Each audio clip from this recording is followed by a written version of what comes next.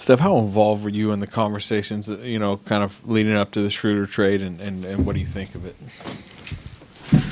I always, with Bob and with Mike, it's always a conversation of if anything is real or anything's worth, having a serious conversation at that point. Involve me. I don't want to be distracted by what ifs and all that type of stuff. So it happened pretty quick, to be honest, and excited about the opportunity to play with a guy that you played against for a long time. He's a true competitor, can create, score, run an offense, or a whole lineup. So excited to see him plug in. A guy I could probably play with in the backcourt. Can handle a lot of ball handling responsibilities when I'm off the court, and gives us another guy that can attack a defense. And on the other side, he loves to compete, and he digs in on the defensive end too. So should be a seamless transition for him, and we'll see how it looks. How much do you feel like you need it? I mean, Steve's talking, basically feeling like you kind of need a secondary creator out there. I mean, do you feel like this is can really help you? For sure, it can help me. It can help us. What helps me helps us in the sense of, like I said, if I'm on the court or not, I know I can play off the ball, and you want a guy that can be comfortable with the ball in his hands, see the floor, make the right reads, take advantage of defenses if they want to pay attention elsewhere. When I'm off the floor, like I said, a guy that can run an offense. You can play pick and roll with him.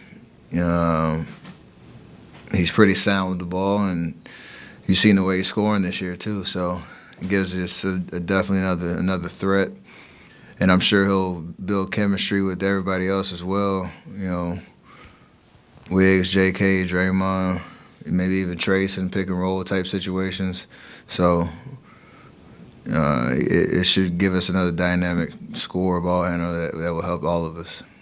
Draymond was talking about how he's really looking forward to adjusting to Dennis, not vice versa, not him adjusting to you guys. I think he meant like stylistically. What do you think he meant by that?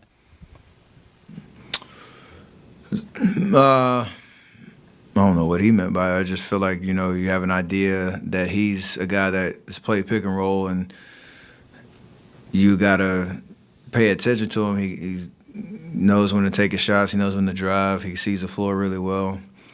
And in the sense of how we play, moving the ball, like I'm sure that type of basketball he can adjust to, but you have to cater to. It's what we've been talking about all year, trying to cater to the strengths of what this team is. There's a lot of experimenting that's been going on with us, and it'll be even more with Dennis in the sense of how he can kind of shift the geometry on the offensive end, and whether like certain spurts you can just go run through him, pick and roll, and pick your poison with shooters around type vibe. So we got to ask him what he's comfortable with. He's got to understand our go-tos, and trades are tough in the season because you got to pick it up on the fly. So we got to be able to do that.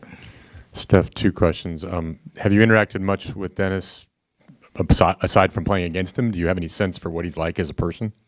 No, I never hung out with him off the court much, but inside the lines, I talked to him. I just love his competitive nature. Like he got that dog in him, and you can kind of tell he doesn't talk that much, but he's very animated, and I've never not seen him in the moment, like trying to rip your head off type vibe. So I like that.